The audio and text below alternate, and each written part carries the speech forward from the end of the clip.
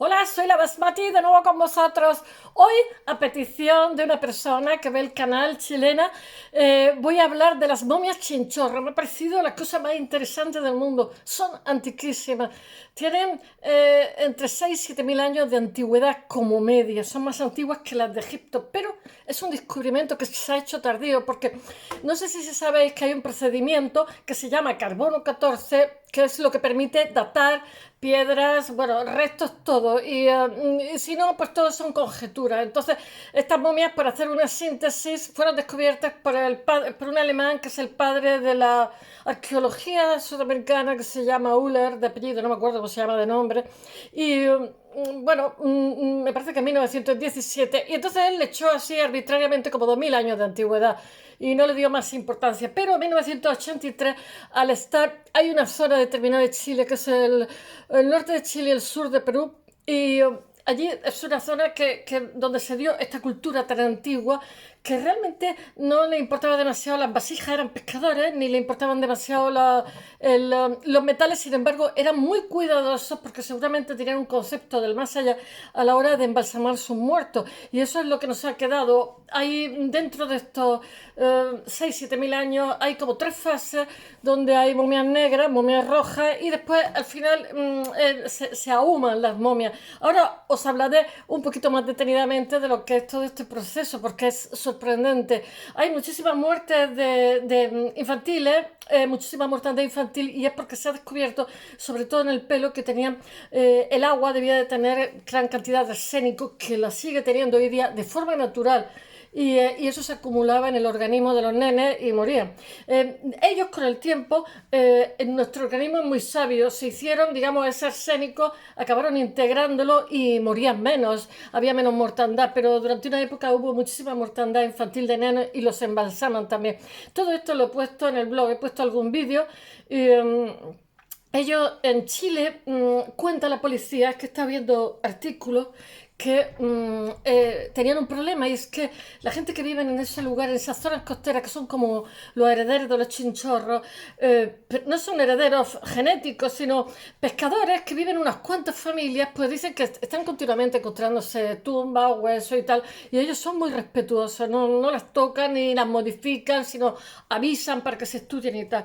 Entonces estaban deseosos en Chile que se ha conseguido que se hiciera monumento histórico artístico de la humanidad, se declarara, porque eso supone una serie de recursos y de ayuda a esa cantidad de tumbas que hay esparcidas, que todavía hay por descubrir, porque resulta que los asaltadores de tumbas, pensando que esta cultura tan antiquísima puede tener oro, pues entran, la destrozan, buscan, no encuentran, y entonces lo único que se encuentra en esas tumbas pues están envueltos, por ejemplo los nenes pequeñitos están envueltos en paja, yo que sé, hay anzuelos que se hacen de concha porque eran excelentes pescadores. En fin, hay una serie de cosas en las que ellos desarrollan mucho porque seguramente tenían un pensamiento del más allá, y de que esa persona que pierden va a estar cerca de ellos, que siempre, yo que sé, que somos seres de luz, siempre están próximas. De hecho, se sospecha que se tenían en la casa próxima. En fin, son todo conjeturas también. Y ya os digo que la última época se embalsama menos, lo que hace es, digamos, ahumarse para secarlo. He de decir que esta zona del desierto de Atacama es de las zonas más áridas del mundo. Yo tenía una experiencia en el desierto de Sáhara, en Egipto, porque me encontré un arco, una especie de arco, no era un arco, era un cuadrado, pero era como un arco de triunfo, vamos, que no había parte de una construcción con los colores de hace 6.000 años. Y le dije al guía nuestro que serían repintados, me dijo, no, no, es que no, aquí no hace humedad. Estábamos en medio de la nada y colores, o sea, eso es impensable. Incluso donde yo vivo, que tiene un clima templado, hay muchísima humedad, y bueno, si se te ocurre poner algo al aire libre con colores que contengan un mínimo orgánico, si son minerales puede que no, pero que son orgánicos, bueno, se descompone eso en 5 minutos. Hay serios problemas de mantenimiento con la obra, pero obras de hace nada, simplemente por los hongos, yo qué sé, montones de cosas, ataques de parásitos y tal, pero el lugar es tan árido como el desierto de Atacama, pues el desierto de Atacama, que no lo sepa, está en alto y florece, me parece, cada 2 años. Yo lo he visto en fotografía, ojalá hubiera podido estar allí. Y cuando florece es simplemente espectacular. Bueno, pues estábamos con las tumbas de los chinchorros, ¿no?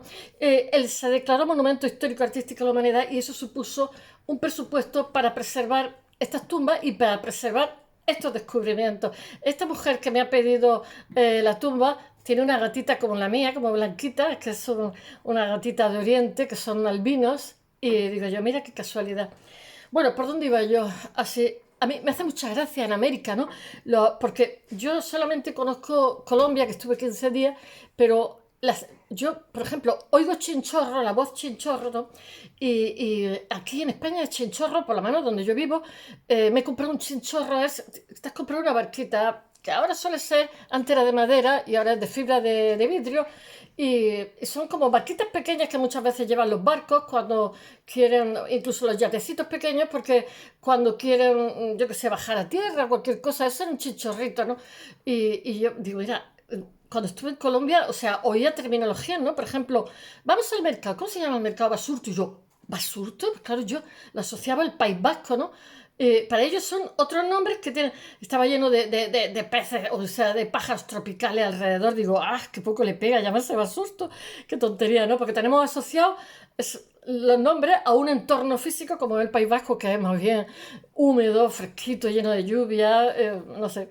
Y después íbamos al ayuntamiento en Medellín, ¿no? Y decía, digo, ¿cómo se llama el ayuntamiento? Alpujarra. Y yo, Alpujarra, yo vivo al lado de las Alpujarras, ni los españoles, muchos españoles saben lo que es la Alpujarra, entonces le contaba la guerra de las Alpujarras, lo que era la Alpujarra, el último lugar donde estuvieron los musulmanes españoles, en fin, después fue repoblado por gallegos, por valencianos, y lo sabéis por las toponimias, pero a su vez hay toponimias árabes, le costaba. Entonces, para mí era una sorpresa, cada vez que estaba en América íbamos a un sitio, pues el nombre que tenía, las voces que tenía, y con Chinchorro me ha llamado muchísimo la atención. Yo, por ejemplo, leía Santa Bárbara, Santa Bárbara, Doña Bárbara, que es una obra clásica de América, porque di literatura hispanoamericana, ¿no? Y entonces le llamaba a su padre Aitita, digo, pero si eso es euskera. Aitita, ¿no? Seguramente hubo muchos emigrantes españoles del País Vasco allí a Venezuela para que se llamara Aitita a los papás. Claro, entonces las personas que viven allí han heredado una lengua, no tienen por qué saber lo que significa. Como yo he hecho filología, me dedico, o sea, me sorprende muchísimo las voces, la versatilidad que tienen. Pues yo qué sé, pues por ejemplo, la silla en latín es cátedra, ¿no? Y después, sin embargo, la historia de la etimología, ¿no? Deviene, o sea, realmente es cadera, o sea, la silla es totalmente otra cosa distinta y la cátedra, pues no tiene nada que ver con la silla, en fin, todo cómo evolucionan las vidas, las voces, ¿no? Que se llaman los semas, los significados. Bueno, y diciendo estas palabras, voy a ver si os cuento un poco las momias de Chinchorro, que es la cosa más interesante, me ha sorprendido muchísimo. Gracias por apuntarme a este tema. Cualquier tema que os interese, por favor, decírmelo. Me parece simplemente espectacular. Bueno, en 1917, cerca de la playa Chinchorro, esta cultura de la momia de Chinchorro eran comedores de pescado. Entonces, ellos se supone, porque claro, los manantiales de agua, ellos vivieron al lado del Índico, ¿no? En el sur de Perú y en el norte de Chile, ¿no? Pero se supone que había como unos manantiales naturales que brotaban de dentro del agua con animales y tal, y resultaba muy fácil la pesca, etcétera. Pues resultaba muy templada la temperatura, o sea, unas condiciones óptimas para que la vida se diera, la vida prosperara allí. Bueno, la playa de Chinchorro está en Atacama, que quizás es la zona más árida del mundo. No sé si se puede medir lo más árido, pero es simplemente excepcional. Atacama es el desierto chileno y los investigadores lo que hallaron son unos cuerpos sorprendentemente bien preservados. Pero eso pasó también en Egipto. O sea, se llegó a la momificación porque se supone que vieron con anterioridad que los cuerpos que se enterraban en el desierto se convertían en momias, porque claro, siguen un proceso en la arena de deshidratación.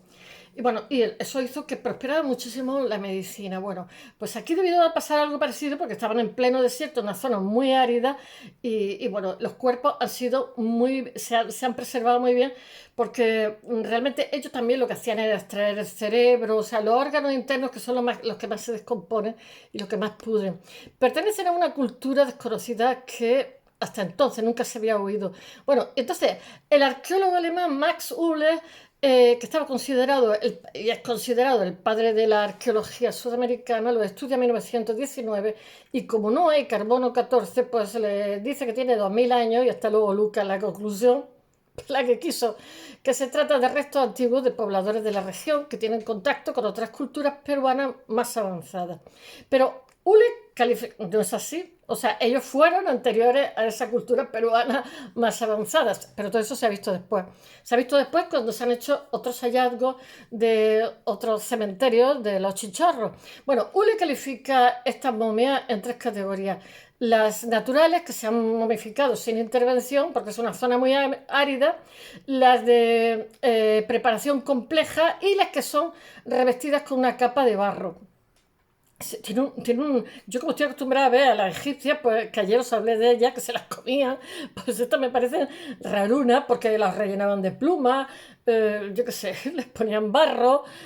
Bueno, por aquel entonces, en 1919, no había el método de las dataciones efectivos, impidió que las antigüedades de los cuerpos, en fin, dijeron que se databa de 2000 años y hasta luego Lucas. Y en 1983, mientras esto pasa siempre que se hacen obras, ¿no? Hace poco estaba oyendo que también iban a hacer ¿qué era? Una urbanización o algo así, y estaban haciendo pues obras de infraestructura, pues carreteras para que llegara y tal, y de pronto se encontraron otro cementerio, porque son zonas, pues que mirar, de 6 o 7 mil años, mira si puede tener tierra encima. Son zonas que pertenecen a los chinchorros. Bueno, en 1983, que es lo que querías contar, mientras se realizaron unas obras en un promontorio conocido como El Morro, eso también lo decimos aquí en Andalucía, El Morro. ¿Dónde va? Al Morro. Es cuando sale a la luz una especie, que hay un saliente, una especie de cementerio que estaba llenísimo de tumbas de chinchorros, de cuerpos que parecen muy antiguos. Entonces, el antropólogo Bernardo, he de deciros que toda la información de ayer era de un museo antropológico de Chile. Su opinión me pareció maravillosa. Era una antropóloga la que daba la opinión de lo que pasó con las momias. Me pareció muy profesional, muy escueto. No quería tampoco contar, yo qué sé, caer en la chabacanería. Bueno, entonces ya siguiendo a Chile, seguido, el antropólogo Bernardo Arriaza se hace cargo de los trabajos y de su excavación. Y su equipo lo que logra es rescatar un centenar de momias. Sencillamente increíble. Hay muchísimas de niños que son llevadas al Instituto de Antropología de la Universidad de Tarapacá, en Arica, donde son estudiadas con minuciosidad y donde son analizados los resultados de la datación del carbono 14, como os he dicho, sorprende a todos porque los cuerpos tienen una media de 7000 años. 7000 años, una locura. Las momias más antiguas del mundo. Aparte de todo, son bonitas, bueno, todo lo bonito que puede ser una momia, pero quiero deciros que al recubrirlos de minerales y de barro, no sé, no da la impresión humana, o sea, da la impresión que sean como muñecos o algo así. Y son extraños. La que las convierte en las momias más antiguas del mundo, mucho más antiguas que las de Egipto. Se cree que los chinchorros proceden de las montañas de Arica y que se desplazan hasta la costa del Pacífico, donde se establecen, porque había unas condiciones de vida. Son pescadores realmente, ellos pasan de metales y pasan de vasijas y se establecen alrededor del 7020 antes de Cristo. Antes de Sumer y antes de toda la vida y por haber. En Europa por esa época estamos en la época de la Edad de Bronce aproximadamente. Yo ya me estoy haciendo especialista en estos temas. Y entonces, ellos no se extinguen, ¿eh? Ellos lo que pasa es que están hasta el 1110 aproximadamente. Son un pueblo dedicado a la pesca y la recolección de alimentos, también de mariscos, ¿eh? Es que el Índico es muy rico. Que no desarrolla ni la cerámica ni los metales, como os he dicho, ya que no se han hallado restos de estos elementos en sus excavaciones. Pero increíblemente, sí que se han encontrado pues, unos sistemas de momificación muy sofisticados y muy específicos, porque tienen como unos cultos específicos relacionados con la muerte. Lo que queda patente en cómo, en la complejidad, como la sofisticación que tienen en el proceso de momificación. Y bueno, en el tratamiento de los cadáveres que hacen, que llevan a cabo. Bueno, al principio, o sea, claro, es como las personas, ¿no? Cada persona decide qué desarrolla más, ¿no? Y esto desarrollaron la momificación seguramente porque tenían algún sistema religioso que hablaba del más allá y de la muerte, o sea, la vida después de la muerte. Al principio los chinchorros se limitan a enterrar a sus muertos en el desierto, van envueltos en esteras y ya está, y pieles de, ¿cómo se llama? Elefantes marinos y tal, porque es una zona muy, muy rica de animales. Están acompañados de algunos objetos de ajuar, o sea, de objetos de ajuar funerarios, anzuelos de concha, eran muy buenos pescadores. En fin, las primeras momias artificiales datan del año 500 a.C., son las conocidas como momias negras. No sé si, no, del 5050 a.C. ¿Veis? Cuando leo alguna fecha, porque no me sé todas, son las conocidas como momias negras. Me parece que es que le ponían manganeso encima en la cara. Y lo saben porque cada etapa hay tres tipos de momificación. Hay más tipos, pero vamos, estos son los que destacan, ¿no? Y entonces todas, unos les ponen barro, otros les ponen rojo, y los rellenan de pluma, o sea, cambian los procesos. En el caso de las momias negras, presentan este color por haber sido pintadas con manganeso. El proceso, y además, al ponerle mineral, también evitan hongos, evitan montones de cosas. El proceso de momificación es muy complejo. Se decapita el cadáver, se le cortan los pies, se le corta la cabellera y se despelleja. ¡Ah! Se retira el cerebro y se rellena el cráneo con hierba, ceniza, arena. Luego se ata el cráneo y la mandíbula con una cuerda. ¡Uf! Y el resto del cuerpo, que era despellejado y descarnado, se dejaba solo el esqueleto, pero después lo vuelven a rellenar. Después se reconstruye el difunto, pero le meten cuerdas, lo rellenan. O sea, tienen el pellejo que lo han secado y después lo vuelven a hacer. Y le ponen palos, o sea, como que rellenan la estructura y le encajan el cráneo. Una vez montado el bicho, se recubre con una pasta blanca de ceniza y que sustituye a la carne. Luego lo están rellenando. Luego se coloca la piel y la cabellera y se pinta con manganeso. Da un rollo un poco extraño, ¿eh? No repugnante, pero raruno, porque parecen como muñecos. Desde 2500 a.C. se documenta un segundo tipo de momias que son las llamadas momias rojas. Y bueno, en este caso no son desollados, sino que se extraen los órganos, pues eso, los pulmones, el cerebro, etcétera, con incisiones. El cuerpo vacío se seca y se sujeta mediante palos. El interior se rellena con ceniza, pluma, hierbas, tierra, etcétera. Luego se incorpora la cabeza, que es separada, para secarla y se rellena con pasta que reemplaza la carne y la cara. No les ponen nariz, están todos con una nariz chiquitísima. Y una vez modelada, se recubre con la propia piel del rostro del difunto. Hay le ponen también una peluca de pelo natural, es que no creo que hubiera pelo sintético hace 5.000 años. Y bueno, y todo eso se pinta de rojo. Esta es la segunda fase. Y después hay una variación de esta técnica que se usa con niños cuyos cuerpos son desollados. ¡Ah! Y descarnados y se vendan con tiras de piel y se les pinta la cabeza de negro y el cuerpo de rojo y se detectan unos niveles muy altos de arsénico, por eso estos nenes mueren de modo natural. Lo que pasa es que con el tiempo se acaban haciendo el arsénico en la zona, lo que provoca una alta mortalidad infantil. A partir del 2000 a.C. se comienza a realizar otra técnica que es totalmente diferente, que os he dicho antes, que es la de ahumar a los cadáveres, y lo que hacen es secarlos y recubrirlos con una gruesa capa de arena y arcilla. En este caso, las momias se fijan en el suelo y en el lugar donde van a reposar eternamente, con lo que no pueden ser transportadas. En los últimos años de existencia de la cultura chinchorra, realmente hay un abandono poco a poco de la momificación intencionada y los cuerpos se entierran simplemente de nuevo en el desierto, dejando que la naturaleza vuelva a se encargue de preservarlo, que al ser una zona muy árida, también lo momifica. Y bueno, lo momifica para la eternidad. Espero que os haya gustado y un placer conocerte, chilena. Hasta mañana.